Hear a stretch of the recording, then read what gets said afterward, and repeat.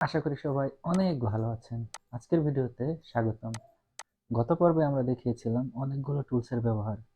চলুন আজকে শুরু করি এই সমস্ত টুলসগুলো ব্যবহার করে কিভাবে মাত্র এত টুলসের ভিড়ে মাত্র কয়েকটি টুলস ব্যবহার করে এরকম একটি ডিজাইন তৈরি করা যায়। তো চলুন কথা না বাড়িয়ে শুরু করি। আপনারা যে ডিজাইনটি দেখতে পাচ্ছেন, এই ডিজাইনটি তৈরি করতে আপনাদেরকে মাত্র কয়েকটি টুলস এবং টাইপের ব্যবহার জানতে হবে।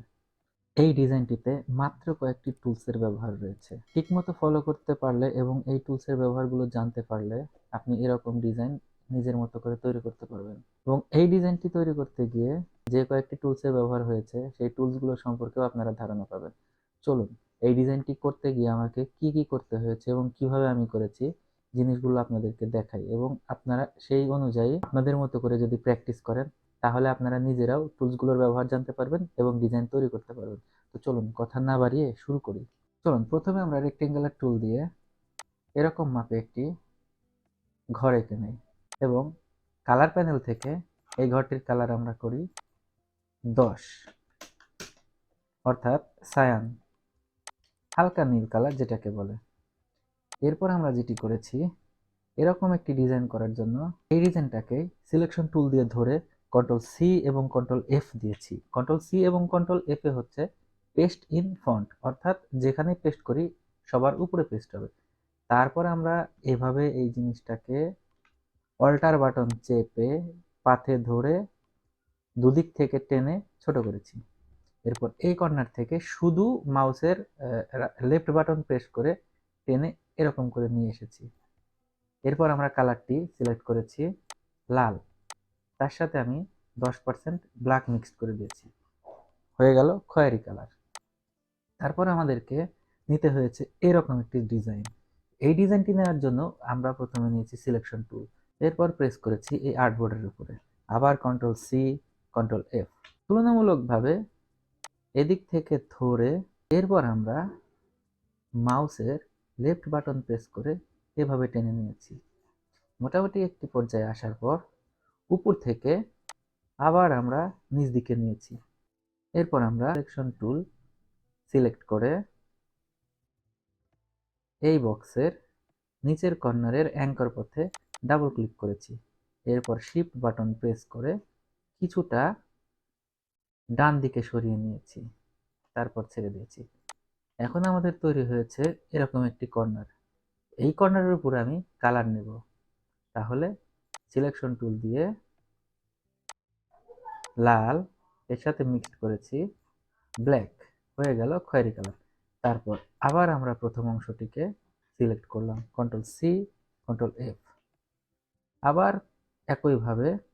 এরপর আমরা উপরের পাতে ক্লিক করে নিচ দিকে এভাবে নিয়েছি, তারপর এদিক থেকে মোটামুটি একটি পর্যায়ে নিয়ে এসেছি।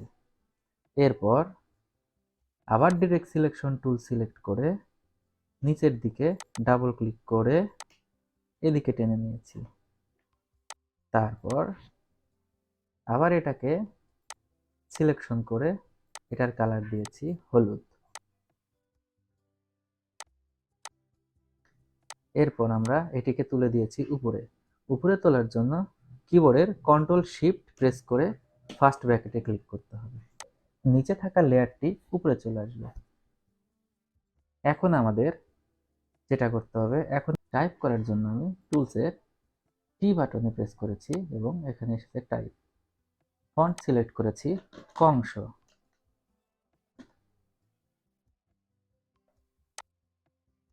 এরপর আমি লিখেছি রাফ সান।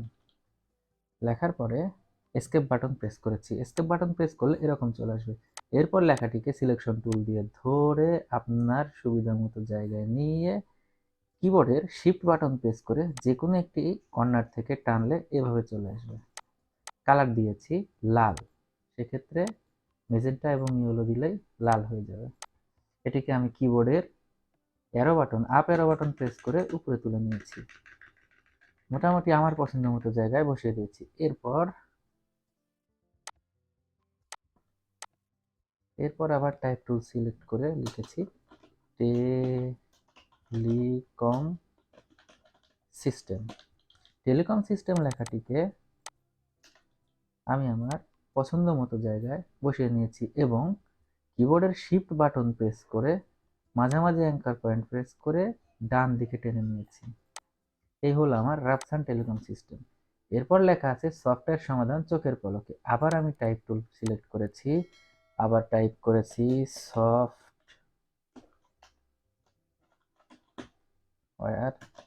সমাধান চোখের পলকে। এরপর আমরা ফন্টটিকে চেঞ্জ করেছি সুটন নিয়ন্ত্রিতে। সুটন নিয়ম সফটওয়্যার সমাধান সফটওয়্যার লেখাটিকে কন্ট্রোল এক্স দিয়ে কাট করে নিয়েছি। এরপর কিবোর্ডের অল্টার বাটন প্রেস করে সমাধান লেখার উপরে শিফট বাটন ধরে কপি করে নিয়েছি। এরপর টাইপ টুল দিয়ে এই লেখাটিকে ধরেছি, তারপর কন্ট্রোল ভিতে পেস্ট করেছি। সফটওয়্যার লেখাটিকে আমি আমার সুবিধা অনুযায়ী এখানে রেখে দিয়েছি, কালার দিয়েছি সাদা। এরপর সমাধান লেখাটিকে বড় করতে হবে। সমাধান লেখাটিকে ঠিক একইভাবে ধরে কন্ট্রোল এক্স, চোখের পলকে লেখাটাকে ধরে অল্টার বাটন ধরে অল্টার এবং শিফট বাটন ধরে উপর দিকে তুলে নিয়েছি। আরেকটি কপি এসেছে, এটার উপরে ডাবল ক্লিক করে কন্ট্রোল ভি করে দিয়েছি। সমাধান লেখাটিকে আমি সফটওয়্যারের এখানে নিয়ে এসে শিফট বাটন ধরে ডান দিকে টেনে দিয়েছি।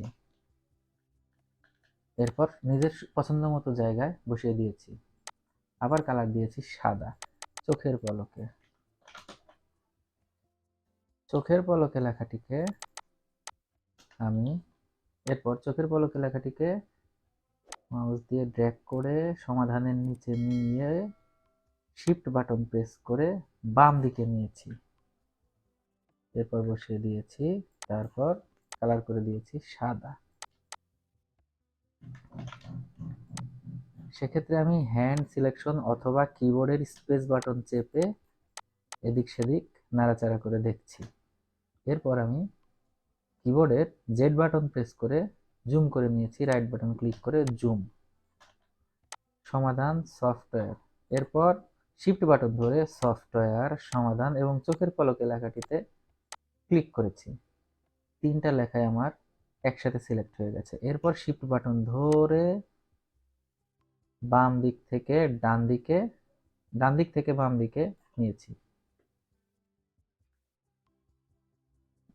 সফটওয়্যার সমাধান চোখের পলকে লেখাটি হয়ে গেছে। এরপর লেখা আছে আনলকের বস। সেক্ষেত্রে আমি আবার টাইপ টুলে গিয়ে বাংলা সিলেক্ট করে লিখেছি আনলকের বস। আনলকের বস লেখাটি লেখার পরে সিলেকশন টুল দিয়ে ধরে হলুদের উপরে বসিয়ে দিয়েছি। এরপর শিফট বাটন ধরে লেখাটির মাঝামাঝি অ্যাঙ্কার পয়েন্টে ক্লিক করে মাউসের লেফট বাটন ধরে বাম দিকে সরিয়ে দিয়েছি। নিজের পছন্দ মতো বসিয়ে দিয়েছি। তো হয়ে গেল আমার এই ডিজাইনটি। আমি জানি আমার প্রথম দিকে কথায় অনেক জড়তা আছে, আস্তে আস্তে ঠিক হয়ে যাবে। যেভাবে বলেছি এভাবে যদি আপনারা ট্রাই করেন, মাত্র কয়েকটি টুলসের ব্যবহার করে মোটামুটি সুন্দর একটি ডিজাইন বা চমৎকার একটি ডিজাইন আপনি নিজে নিজেই তৈরি করতে পারবেন, যেটি আপনি আপনার পেজ, আপনার ইউটিউব চ্যানেল বা আপনি প্রিন্টের ক্ষেত্রে ব্যবহার করতে পারবেন। তো বন্ধুরা প্র্যাকটিস করুন এবং আমার কথাগুলো শুনুন। তো বন্ধুরা প্র্যাকটিস করুন এবং আমার কথায় ভুল ত্রুটি হলে ক্ষমা সুন্দর দৃষ্টিতে দেখবেন। আশা করি পরবর্তীতে আমার ভয়েস এবং আমার কথা বলার স্পিড বেড়ে যাবে এবং আমার বোঝানোর ক্ষমতাও বেড়ে যাবে। শুরুর দিকে আসলে ঠিক ওভাবে বোঝানো হয় না, জড়তা থেকে যায়। আমার ভুল ত্রুটিগুলো ক্ষমা সুন্দর দৃষ্টিতে দেখবেন। ধন্যবাদ সবাইকে। দেখা হচ্ছে পরবর্তী কোনো ভিডিওতে। আশা করি পরবর্তী ভিডিওতে আপনাদেরকে সহজেই কোনো সমস্যার সমাধান এবং সহজেই আরো সুন্দর সুন্দর ডিজাইন শেখাতে পারবো। ধন্যবাদ সবাইকে।